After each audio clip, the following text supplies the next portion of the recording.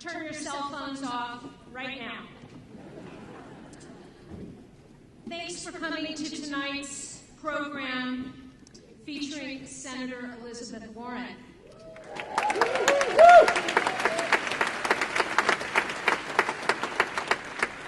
I'm Andrea Grossman, the founder of Writer's Bloc, now finishing our 18th season. If you are not yet on our email list, please visit writersblocpresents.com to hear about upcoming programs. Walter Mosley is next, and you're the first to hear this. Carol Leifer, comedian and Seinfeld writer, will be joined by Larry David in an upcoming program. I love those oohs and ahs, so we'll see you in June. Remember, writersblocpresents.com. Now for tonight. What a way to approach the finish line of this Writer's Bloc season with a sitting United States Senator who speaks to all of us, who stands up for all of us, and whose message and subsequent leadership has become a singular lightning rod for, all but perhaps 1% of us.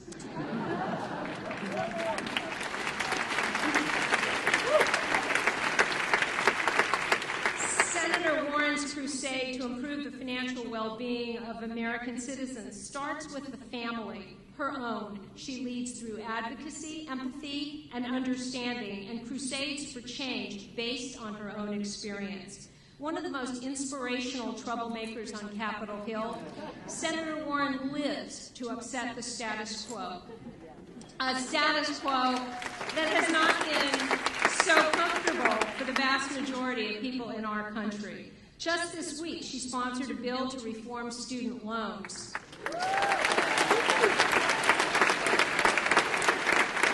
A bill which would allow for refinancing of loans at rates that might lessen crushing student debt and therefore ease the national trillion-dollar student loan crisis looming before all of us.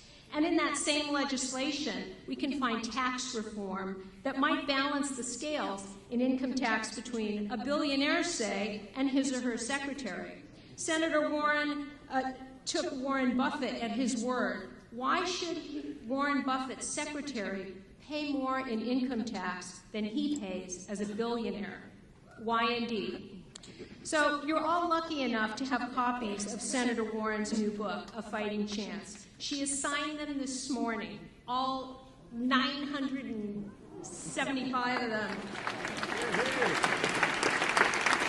And while she was signing them, you know she was dreaming up legislation to make life more equitable here. So tonight she's going to talk to us about some of the issues about which she cares so deeply. Her assistants have collected index cards with your questions, and she'll answer as many as possible at the end of her chat. Now, all of you want to have pictures of Senator Warren, but none of us can stand the clickety-clacking of cameras and the cell phones making noise and all that. So, when I introduce Senator Warren, you have 20 seconds to get your cell phones out, shoot as many pictures as you can in 20 seconds, and then put them away for the rest of the evening. So, it is my profound privilege to introduce United States Senator Elizabeth Warren.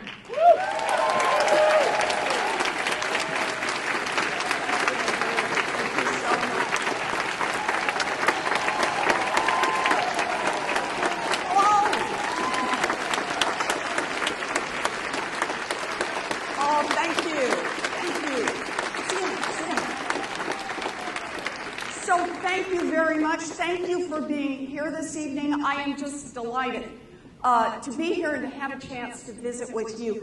I thought what we do tonight is I'm going to tell you a little bit about the book. I'm going to read a little bit about from the book. And then, as Andrea said, I'm going to take as many questions as I can till we just run out of time and the ability to do that. So, let me tell you a little bit about the book. The book is my story.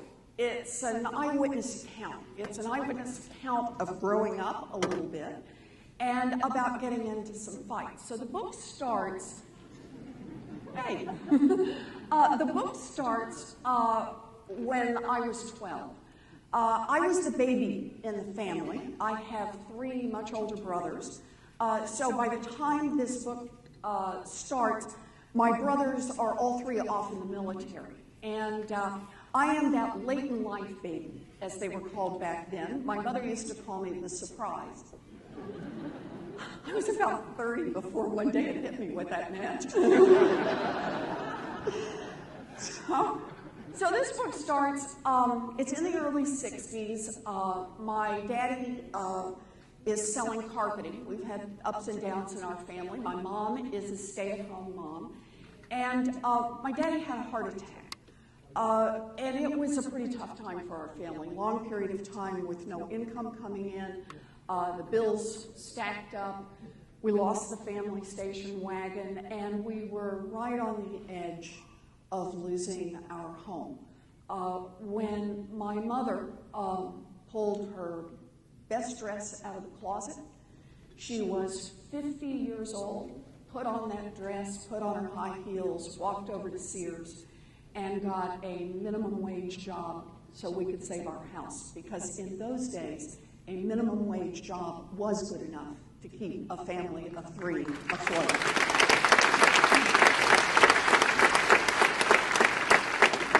Now, my mother pulled it together for us, and we pulled on through that, but there was no money for college. I went off to college first on a debate scholarship, then hit the jackpot, got married at 19. Don't ever look one of those jackpots in the eye. But got married at 19, had babies, my first baby when I was in my early 20s, and graduated from a public law school. Public law school, it costs $50 a semester, commuter college. Yeah, I know. We have to remember, I grew up in an America that was still investing in kids. And so anyway, after I'm married, when I have this baby, I decide to haul off and go to law school, which is just kind of an amazing thing. I had seen lawyers on TV. So I haul off, decide to go to law school, and Amelia and I, my daughter, we were buds. I would get up every morning, and the 2 of us would put our backpacks on, and we'd head off, and I'd drop her off at daycare. And then we'd have these great conversations when I'd pick her up in the afternoon. She would tell me about the little boy who smeared chocolate pudding in his hair. I would tell her about the professor who called on the coat in the back of the room. That's actually a true story. We were buds. So I want to pick the story up one morning when Amelia and I are about to head out to school. So Amelia was sitting in a booster chair at the kitchen table eating cereal. I popped a few pieces of bread in the toaster oven, got busy doing 6 other things, and quickly forgot about the toast. When I saw smoke pouring out of the toaster oven, I grabbed the handle, pulled out the tray, exposing 4 slices of bread that were on fire. I don't mean smoking, I mean flaming. Always a quick thinker, I screamed. I then threw the tray at the kitchen sink. Now, 3 pieces of toast hit the target, but the 4th went high, setting the cute little yellow kitchen curtains on fire. I screamed again. Then I grabbed Amelia's cereal bowl and threw it at the burning curtains. The milk doused most of the fire, and I calmed down enough to realize that throwing things was probably not my most effective strategy. I then looked over and noticed that the toaster itself was shooting sparks and seemed to be on fire. How long had that thing been on? So I got a glass of water, took a deep breath, and thought, wait. Poured the water on what remained of the flaming curtains, grabbed a towel, and beat on the toaster until everything seemed quiet, the toaster cooled off, and I could unplug it. That may have been the year that I started so many kitchen fires that Daddy gave me a fire extinguisher for Christmas. Now, back then, our toaster had an on-off switch, and that was it. On was on, which meant that it was possible to leave toast under the little broiler all day and all night until the food burned, the wire melted, and the whole thing burst into flames. At some point, and I have no idea exactly when, someone had the bright idea of adding a timer and an automatic shutoff. This simple change made it a whole lot harder for distracted mothers or anyone else to leave a broiler running until it set the kitchen on fire. 30 years later, while working on an article about how the government could protect consumers from predatory financial companies, you love this segue, I thought about those old toaster ovens. By then, it was all but impossible to buy a toaster that had a 1 in 5 chance of bursting into flames and burning down your house. But by the 2000s, it was possible to refinance a home with a mortgage that had a 1 in 5 chance of costing a family their home and putting them out on the street. In fact, it wasn't just possible, those mortgages were bursting into flames all over the country. Why the difference? The United States government is the difference. By 2007, the year I was writing my article, a government agency actually monitored toasters for basic safety. And if anyone tried to sell a toaster that had a tendency to burst into flames, the agency would put a stop to it. In fact, government agencies ensured the basic safety of pretty much every product offered for sale. The agencies worked to keep us safe. No lead paint in children's toys, no medicine laced with rat poison, no cars without functioning brakes, and no exploding toasters. But in 2007, there was no government agency that would stop the sale of exploding mortgages. So I tell a lot of stories in this book, a lot of stories about being a young mother, a lot of stories about starting a career. But I see this as the basic thread of my story is the thread of America's story. I am the daughter of a maintenance man who made it all the way to the United States Senate.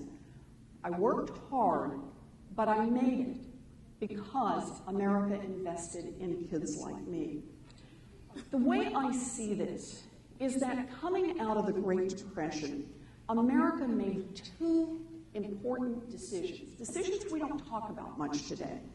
The first one was to put strong rules in place to make sure that we had a level playing field. It was all about having a cop on the beat.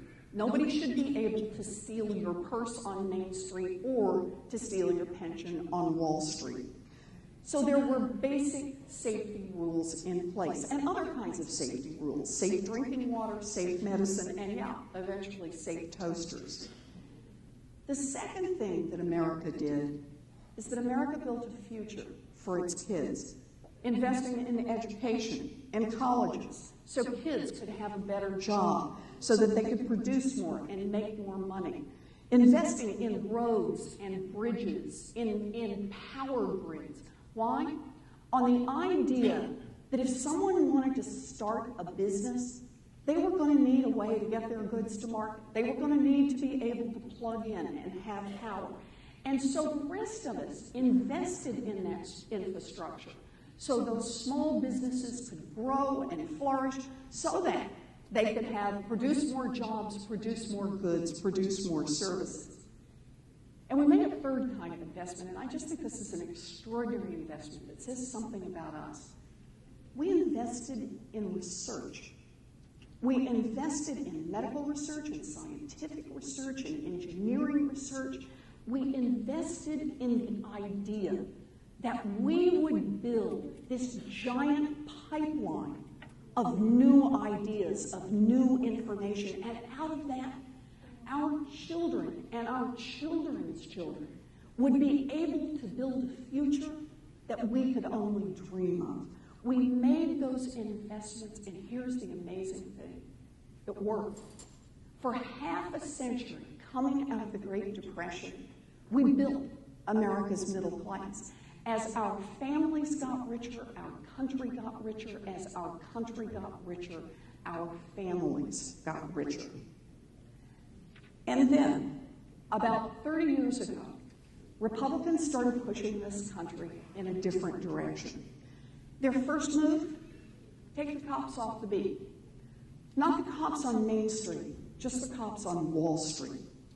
Let the big banks load up on risks. Let them build a business model out of painting a bullseye on the backsides of every American family. Make the word deregulation the mantra of the day. That was step one. Step two was cut taxes for those at the top. Open up huge tax loopholes for big corporations, for billionaires. And how would we pay for those tax cuts?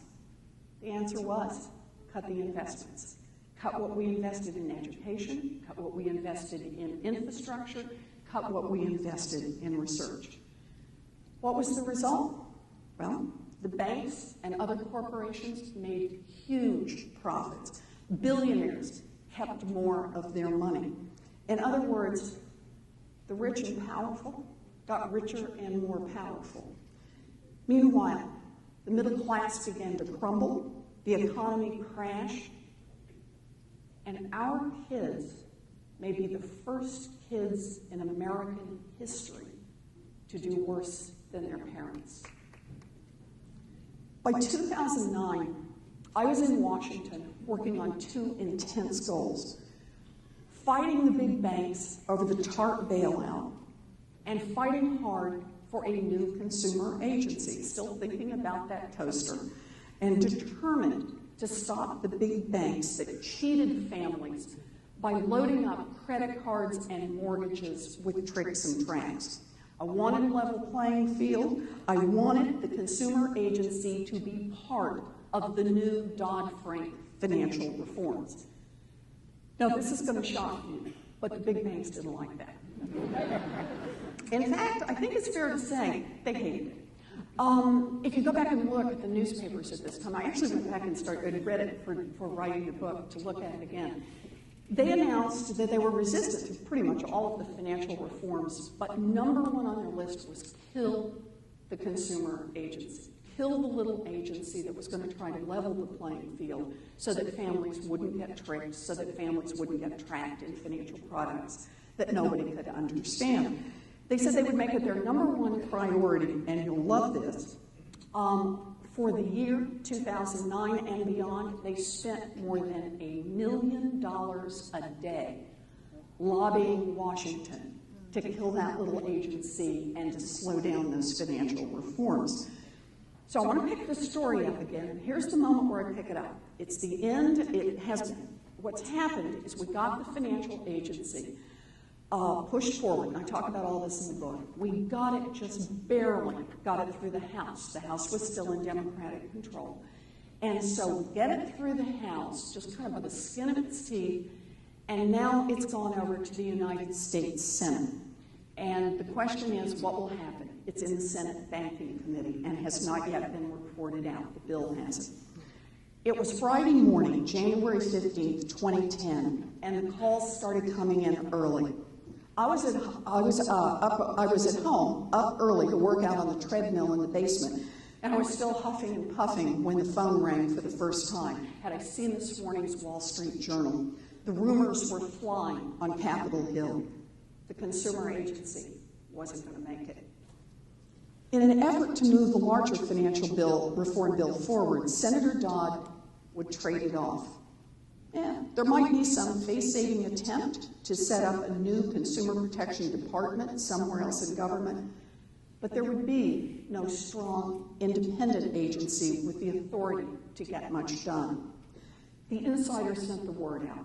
Too bad, so sorry, it was a good idea, but unless the agency was dropped from the reform bill, the whole package of legislation would fail. Better to toss the consumer agency overboard and get the other reforms through. I listened. So this was it. The consumer agency was dead. All the families who had been cheated by the big banks and the credit card companies, all the hard work by Barney, the consumer groups, Heather, Dan, the president, all that knocking on doors and all those meetings, and now it was coming to an end. I asked if there would be a vote, even a losing vote, but the answer was no. The death wouldn't be a public execution. Instead, the Senate Banking Committee would propose a financial reform bill with no consumer agency in it. No one in the Senate, not a single Democrat or a single Republican, would have to vote against the consumer agency. Instead, it would just be suffocated quietly in its crib. No one would ever know exactly who killed it or why. So I ask my last question. When?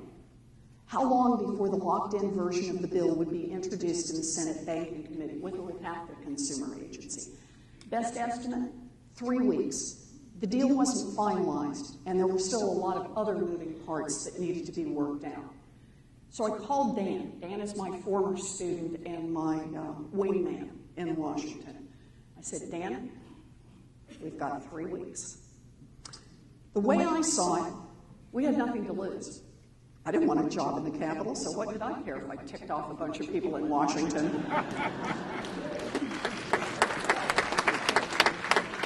This was our last chance to get this agency passed into law. If we lost now, we lost forever. We had very little information about what had led to the latest assault on the agency, but we did know one thing. The Senate did not want a tough vote on this issue. Dan explained what that meant. The consumer agency was popular, and to a lot of senators, a vote on the new agency meant having to choose between angering the public and angering the banks. They don't want to anger either. So they preferred that the agency die a quiet and slightly mysterious death. So I figured, too bad.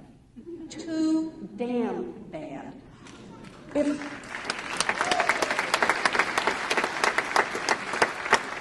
If a bunch of senators were going to pick the banks over families, then the American public had a right to know. And if we didn't win, at least we could make one hell of a stink. So that's where the story goes from there.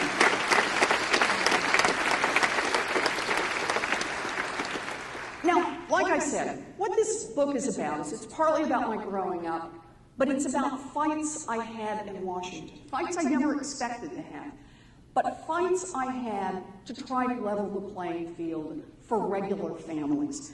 And here's what I figured out in all of the times I ran into it. That is that Washington works really well for those who can hire armies of lobbyists and lawyers. For everybody else, not so much.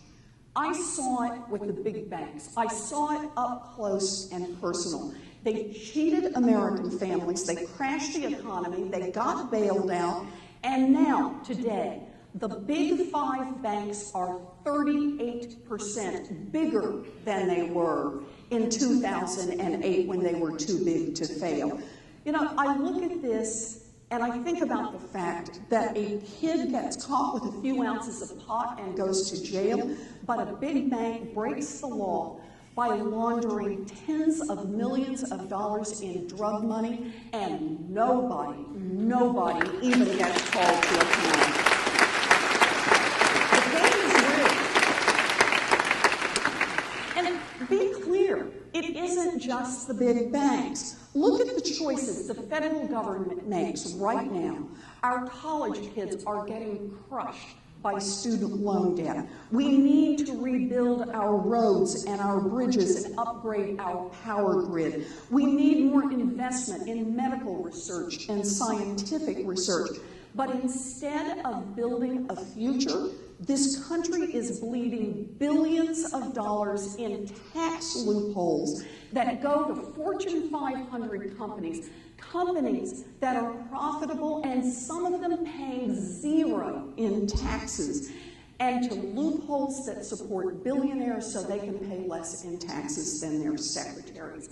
Why does that happen? It happens because the rich and the powerful have lobbyists, armies of lobbyists, and they have good Republican friends in Washington who make sure the rules are always tilted in their favor. The game is rigged. It is rigged. It is rigged so that the rich and the powerful can take care of themselves, and Washington is not looking out for much of anyone else. So, We can whine about this, we can whimper about this, or we can fight back. Me, I'm planning to fight back. That's why I wrote this book.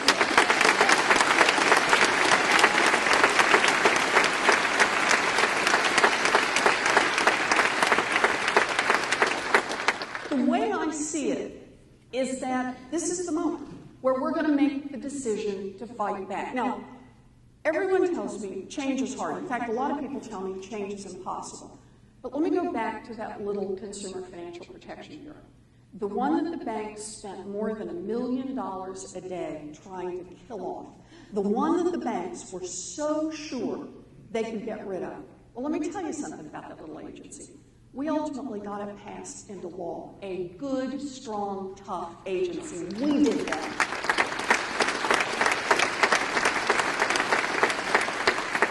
And let me tell you something else about that. Before you go home and say, I cannot believe I applauded tonight over an agency. But the truth is, here's what you have to remember, because these things matter. That little agency has been up and running for just about 2 years now. It has already forced the largest financial institutions in this country to return more than $3 billion to people they cheated on credit cards and mortgages. That's an agency that's getting something done. Yep. So the lesson I take away from that is that change is possible. Change from the outside is possible. But that we are the ones who have to make it happen. This is our moment in history. It may not have been the moment we chose. It may not have been the one we thought was going to be in front of us, but it's where we are in 2014. We have a government in Washington that is not working for us. A government that is causing more and more tilt in the playing field. A tilt against regular families, against working people, a tilt against the future for our children. And the way I see it is it's up to us to make the decision we're going to do something about it. It's up to us to fight back. I wrote this book as part of fighting back. I wrote this book out of gratitude. Gratitude to my mother and father, who worked hard all their lives and who died with very little. But they died knowing that their 4 kids were doing better than they did. And to them, that made them a success. I wrote this book out of gratitude to an America that invested in kids, that invested in building a future through education, through infrastructure, through research, through making those investments, through having a level playing field. And I wrote this book out of determination that we can build an America again that gives all of our kids a fighting chance. For me, that's what this is all about.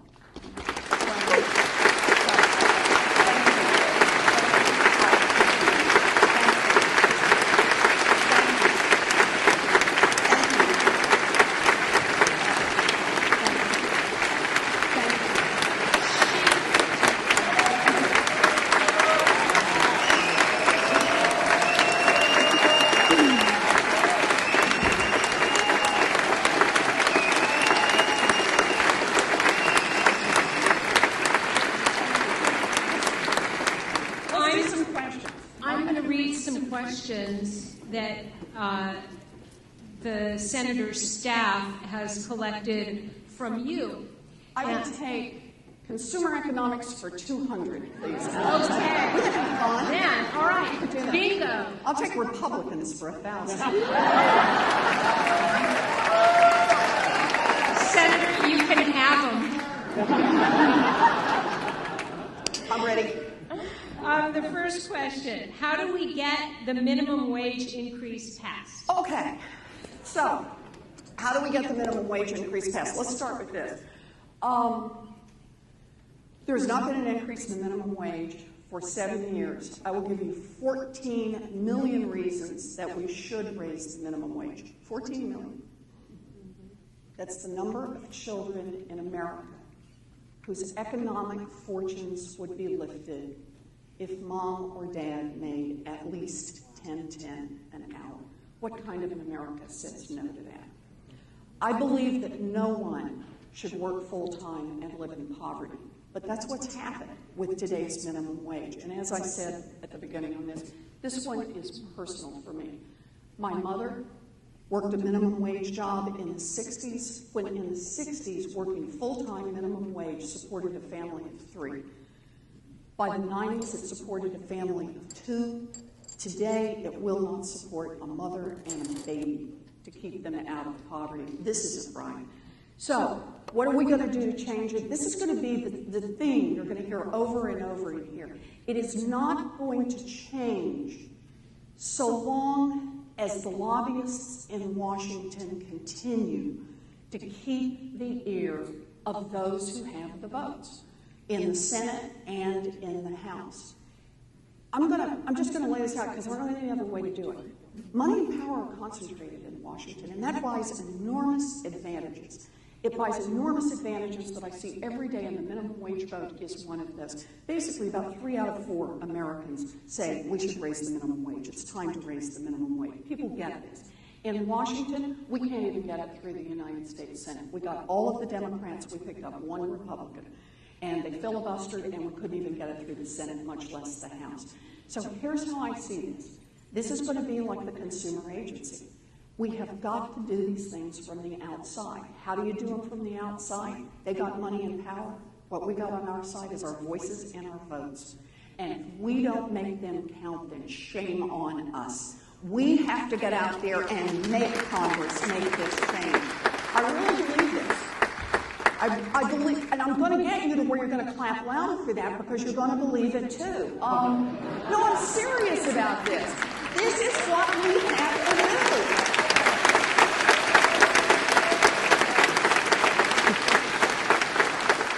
Sitting on our hands saying this is tough changes nothing. Sitting on our hands says this is tough. Why don't you just write a check to some billionaire if that's what we're going to do? We have to use our voices. We have to use our votes. We have to make this happen. And I got to tell you, we live in the age of the internet. That makes it cheap to get connected, to get organized, and to make some differences out there. So we'll keep talking about this. Okay, but we got to get the minimum wage through. I think this one is just key. And if we don't get it through between now and November 6th, is that the election day? Early November. If we don't get it through between now and early November, then there have to be elected representatives who are held to account for their no votes.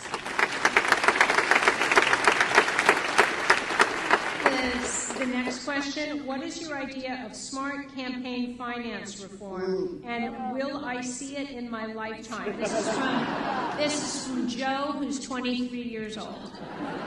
Okay, Joe, you have given me a long runway on this one. All right, so let's do smart campaign finance reform a couple of ways. The first one is what is permissible given what the Supreme Court has said. First thing, let's start there then. The Supreme Court has said that we can do disclosure, and we can pass that law immediately. It would be constitutional, and when I say disclosure, I mean disclosure about all of it. Right now, the hidden money, the money in the PACs, all the stuff that you can hide away. We live in an internet age. There is no reason that campaign contributions should not be reported online, easily searchable, and done within, 10 hours of cashing the check. We could do that. Would it make a difference? It might make some difference. I don't kid myself, though. Thanks to Citizens United and where the United States Supreme Court has driven us, I am reluctant about this. Talking about words like constitutional amendment make a former law professor's eyelashes go frizzy. But the truth is, given where the Supreme Court has pushed us, I think we're going to have to move toward a constitutional amendment to say corporations are not people and money is not speech.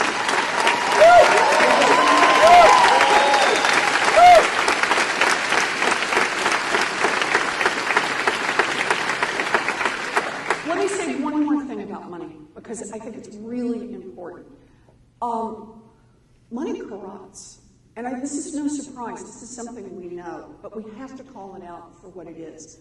A system that permits the rich to have their voices heard so loudly in the electoral system, in the entire Congress. It corrupts the system. We push back every time we get together and say we're going to do it our way. Because I just want to be blunt about this. I was in the most expensive Senate race in the country. We managed to put together something called a People's Pledge so that we kept outside money at least off the airways. Even so, I raised $42 million in my campaign. That's what it took. Oh, don't clown.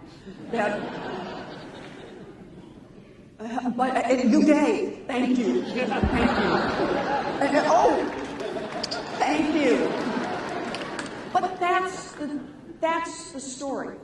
I want there to be a day when you can run a hotly contested Senate race and you're not talking about numbers in the millions. I talk about money. I talk about the first conversation that someone ever had with me about how much money the Senate race was going to charge. It was unbelievable to somebody like me. I was ready to walk out of the room at that point. It was nuts. So I want to work for the day when that's not necessary. But I got to tell you this, I do not believe in unilateral disarmament. So long, I was running against a guy for whom Wall Street had said, we will spend whatever it takes. The day I signed up to run for the United States Senate, he had $10 million already in the bank, mostly from Wall Street and some left over from the Tea Party. I had nothing.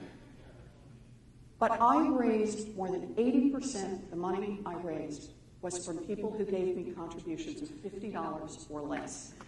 That's how we did this. Senator, will Joe, who's 23, see this in his lifetime? So this goes, I think all these pieces are tied together. The money, the minimum wage, student loans, all the things we're going to talk about. Whether this country works for us, we got the numbers, we've got the voices, we've got the votes if we get organized and use them. Or are we going to be a country that just continues to work for those who can hire the armies of lobbyists and lawyers? I think this is the central question of our time. So, Joe, I'm going to keep working on it. That's the best I can do. Okay. I promise I am going to work on this. Yeah, go ahead. Okay, next question. Are you satisfied with how the Consumer Finance Protection Bureau is performing? That's part A. Part B, do you wish you were there instead of the Senate? And that's from Barry Davis. Yeah, so this book, I kind of feel like when I wrote this book, spoiler alert on some of these chapters about how they're going to turn out. Because I walked through the fight to get the agency. I walked through, as I did with you all, a little bit about the idea behind the agency, the fight to get the agency, and then the question about whether or not I would be asked to come and set it up. And look, I'm pretty frank about it in the book. Yeah, I was really disappointed not to be asked to stay and run the agency. But the banks, having fought and fought and fought not to get the agency into law, they didn't give up. Once we got it passed, they continued to fight. And their friends, the Republicans on Capitol Hill, continued to fight. I think I am one of the first people in the history of the United States ever to be pre-rejected for a job. The Senate Republicans sent a letter to the president and said that's not happening. It was great. They used to do pre-approved credit cards. Then they did pre-rejected candidates to run the consumer agency. But having said all that, I was disappointed. But the person who's running the Consumer Financial Protection Bureau, Rich Cordry, is terrific. He was the Attorney General of Ohio. I had hired him to run the enforcement division of the agency. And I ended up going to the United States Senate, where I sit on the banking committee, where I have a chance to watch out for that little agency.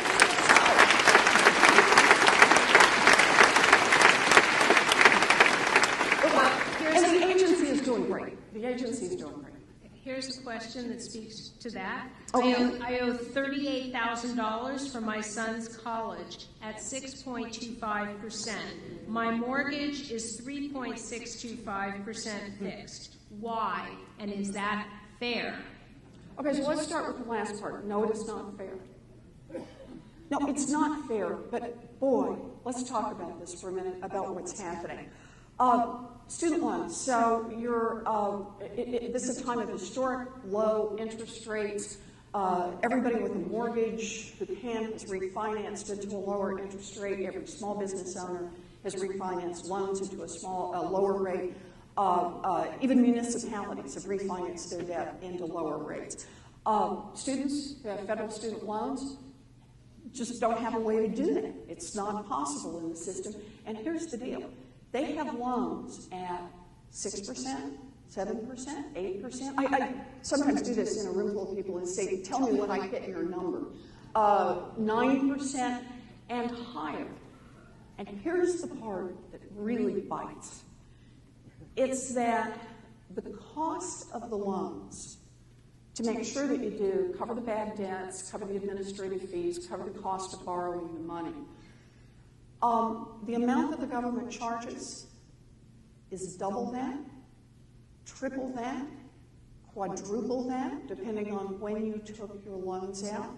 Just the slice of loans from 2007 to 2012 is now predicted by the government to produce $66 billion in profits over and above the cost of the loan. $66 billion in profits. So, I want you to think about this because I don't know how else to make clear what's happened to America. I have a student loan bill pending. We've got 29 co-sponsors on it right now on the Democratic side, and all it says is that students can refinance their loans down to the rates that were offered last summer to the new borrowers when everybody was paying attention to the fact that the interest rates were about to go up. And it is a number that's 3.86% for undergraduate loans, a little higher for graduate loans. It's a number that almost every Republican in the Senate and in the House voted for just last summer. So I see that. It's not the number I wanted. I actually wanted a lower number than that. But I see that as that's a number we all agree is the right number on student loans. But here's the trick. To refinance down will cost tens of billions of dollars because the United States government has already baked in to the budget the profits that we're going to make off the backs of our kids. Think about that. So, the proposal in the bill is to pass the Buffett rule that says that billionaires, we're going to stitch up some of those tax loopholes and put a minimum tax in on billionaires, and that every dollar we bring in from doing that is a dollar that goes to refinancing down the student loan debt. But I don't know how to make it any clearer, the decision that America has to make. We are investing tens of billions of dollars every year as a country in billionaires, letting them keep this money through tax loopholes and carried interest, and we could talk about all the different parts of how this happens. We could stitch up those loopholes, take exactly those same dollars, and put them to pay down student loans. Why would America invest in billionaires who've already made it and have our kids who've tried to get an education be the ones to pay for it? Why would that happen? It goes back to this central piece, what I talk about in the book and what I'm talking about every chance I get. Billionaires have an army of lobbyists to make sure that they are very carefully protected. Our college kids, not so much. So the way I see this is a bill like the one on minimum wage, but this one we got the college kids organized around. That we just introduced it last week. It's been 5 days now since we introduced this bill. I was on the phone this morning, again, with, I think it was 96 designated students from different colleges. We've got to get organized behind this. We don't have money. We don't have power in Washington. What have we got? We've got our voices. We've got our votes. The kids are going to get organized. Their parents are going to get organized. Their friends are going to get organized. Their grandparents are going to get organized. This is the place where we say, as a country, we are not here to run this country just for those who've made it. We're here to run this country for those who need a fighting chance to make it. For me, that's what this is all about. That's it for me. Here's another really fun question. How can the Democratic Party get a backbone? Elect more women? Oh, is that the body part they're missing?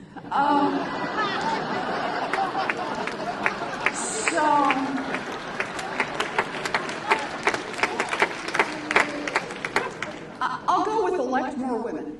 Okay. Issues of inequity have a major impact on communities of color, yet most of the people sitting here today are white. How can we better engage communities of color in the discussion?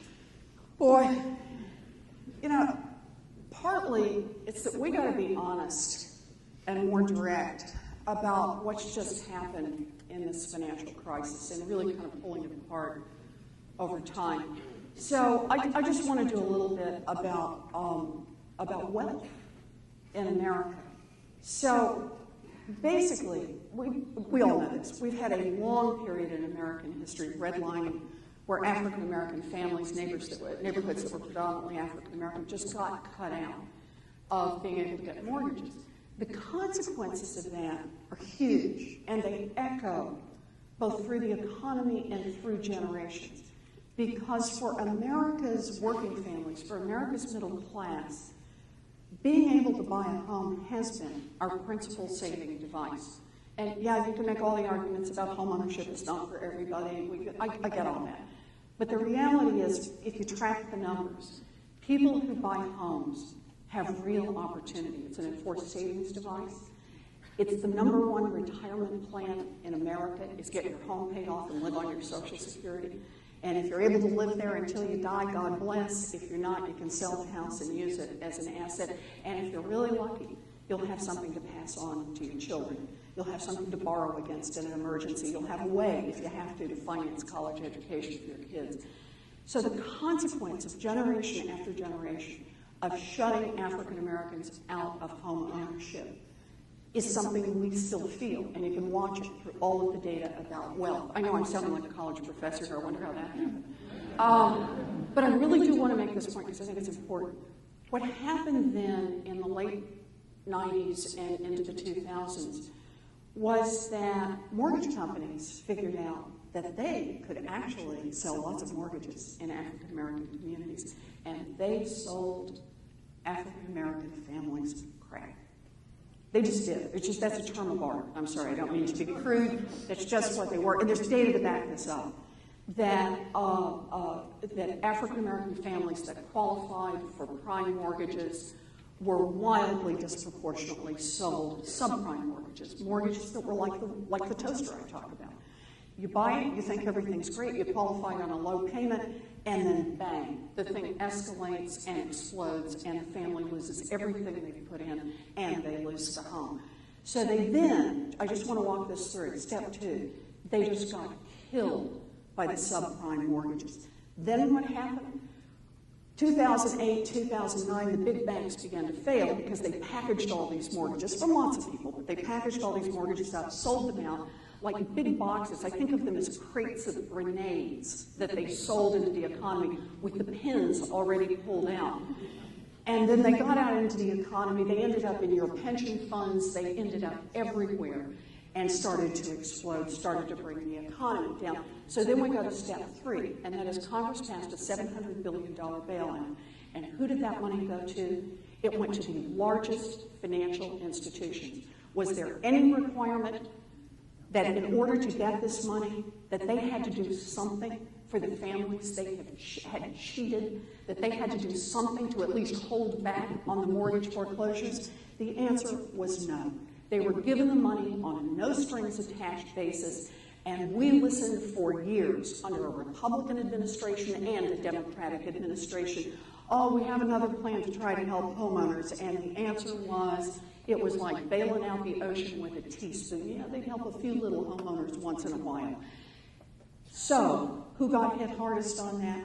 African Americans got hit hardest on that. And now, let's just roll it one more click forward. So now we're in an era in which we have constraint in the ability to get mortgage, called the credit box is small. You've got to have very good credit. Do you know how many African Americans were able to get a mortgage last year in America? All of America, 16,000.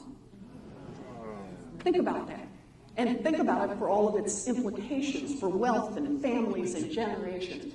So, can't get back up on their feet. If we are not willing to talk about what's happening, and I've just picked one slice, there are so many other pieces that we could talk about, but if we're not willing to face what has happened, we can't change our future. So for me, this is a key part. We have got to be honest about what has gone wrong economically in this country and why it has gone wrong. We have to be honest about what it means when we don't have regulators that hold large financial institutions to account and don't enforce rules about equal credit opportunity, who don't enforce rules to make sure that everybody is playing on a level playing field. No wonder there are people who feel disengaged from this process because they have been shut out repeatedly. So again, I'm going to go back to my central theme because I don't know any place else to go. We got to be honest, we got to be willing to face up to it, but we've also got to be willing to get up out of our chairs and do something about it. To say this is not somebody else's problem. This is my problem. And I am going to be committed to standing up and doing something about it. It's the only thing we can do. That's what we got to do.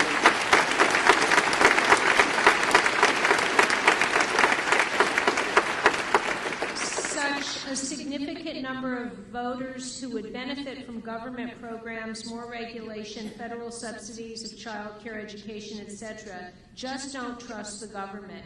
How can they be reached? How can they be convinced? So, you know, I could actually just repeat any of my other answers because I know I keep coming back to the same thing, but I think there is a separate point that's worth making here. You know, a lot of people talk about what happened in the 80s, you know, when we just this huge shift that occurs in America, and we move away after half a century of having built a strong middle class. We move away from that and instead say, you know, just let Wall Street have their day. It's all going to work out for the rest of us. Just cut those taxes for those at the top. Which, let me just translate. That just says, let the rich and powerful get richer and more powerful. But here's what came along with that. What came along with that was Ronald Reagan's statement. Do you remember this statement? He said, one of the worst words in the English language is the 11 worst words. I'd have to count again. I'm from 9. What are the 9 worst words in the English language? I'm from the government and I'm here to help you. Those are not the worst words in the English language. In fact, I think it's a lot worse to say I'm from the government and I just don't care.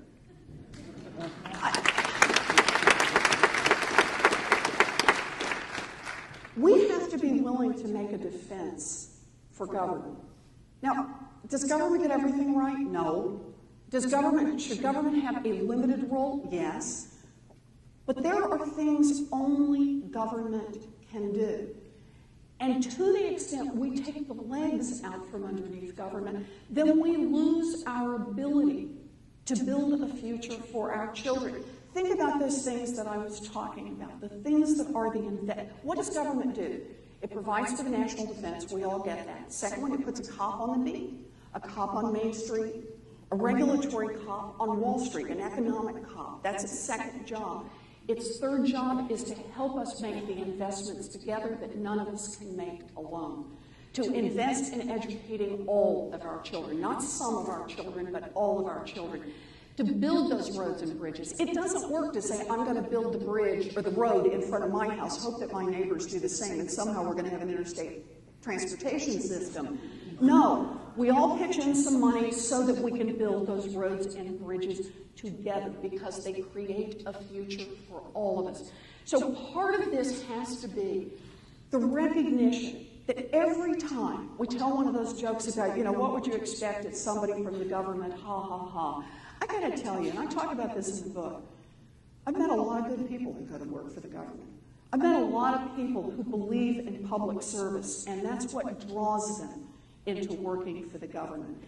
They are there to try to do their best, and when they don't do their best, fine, hold them accountable, fire them, that's okay with me. But the reality is, we have got to come together. Government is just us.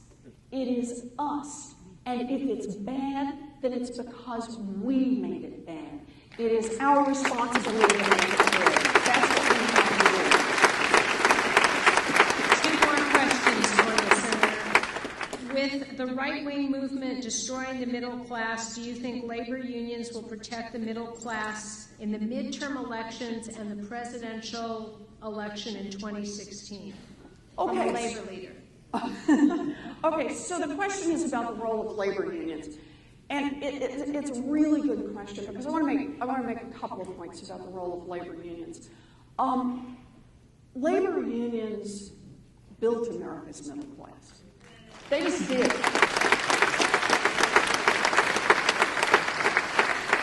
Labor unions got out there and fought. They fought for higher wages. They fought for safer working conditions. They fought for retirement. They fought for health care. And every single thing they fought for ended up spreading from unions to every worker. But here's the other key part for me. Labor unions built the great middle class coming out of the Depression and up through the 80s. Here's the other part. Labor unions didn't just stand up for organized labor. They stood up for all of us. Labor unions were there during the civil rights laws. They lobbied hard for the civil rights laws. Labor unions were there to fight for Medicare. Labor unions were there in the fights for equal pay, for equal work. Labor unions have been there in the fight on minimum wage. Labor unions have been there to fight for the things that make us all stronger. The book, as I said, it's an eyewitness account about what it was like to go to Washington just to fight for something you believed in. Not because I got paid to go there, not because I went there to fight. And from the very first fight in this book, which is a fight about bankruptcy law and whether or not people who've been hit hard by medical problems and by job losses and family breakups, whether or not the law should be changed so that credit card companies get a chance to just squeeze them a little harder. As we tried to pull a coalition together to fight for that, labor unions came in and fought for it. Why? Because they said if it affects working people, it affects us one way or another. And they were there on the front lines. So a big part of this book threads through the various fights with labor unions and their willingness to get out and fight for all of us. Where are we going to be in 2014? My view is the labor unions will be out there fighting, but it is a tougher and more uphill fight than ever. Uphill for them, uphill for all of us. But labor unions are at least one chance that we've got to organize and get out there and fight. And God bless them, everyone. So I believe that. Last question that was given to me. What events in your life made you become or want to become a senator? This is from Malia, a 6th grader. Okay, Malia. So I want to tell you one thing about the Senate campaign. So I didn't ever think about being a United States Senator until I was 62 years old. I didn't do that when I was a little girl. It was never something I planned on. But very quickly after I got in the campaign, I noticed there were lots of little girls at campaign events. It was really kind of cool. And, or when I go to, stand on a street corner, or when I go to a diner or something. And so I started doing something. Every little girl I met, I would lean down and I would say, My name is Elizabeth.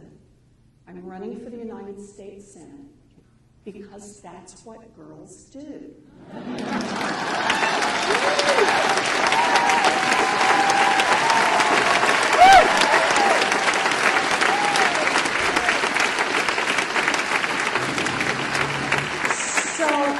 We make pinky promises. There are about 100,000 pictures in Massachusetts of pinky promises. But Malia, it is true. That is what girls do. We do things we care about. I start this book with a story about my mother and how my mother fought for our family.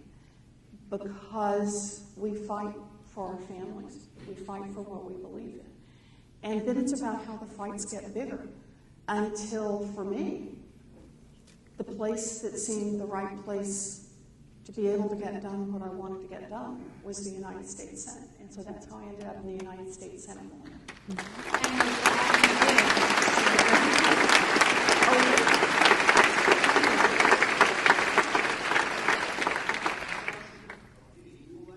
Oh, of course.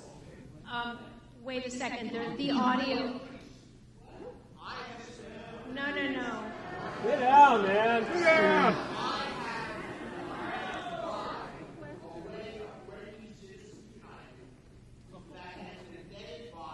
So good. So no, let me just stop you. So this is great. If you've got a way to deal with Citizens United, it's great. I've got Roger. He's standing over there. Talk to Roger.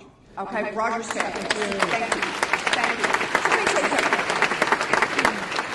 I say something.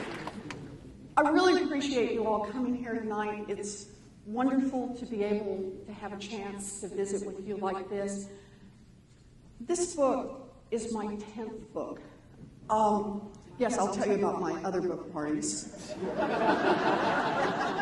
Oh, the one over secured credit systems approach. That was...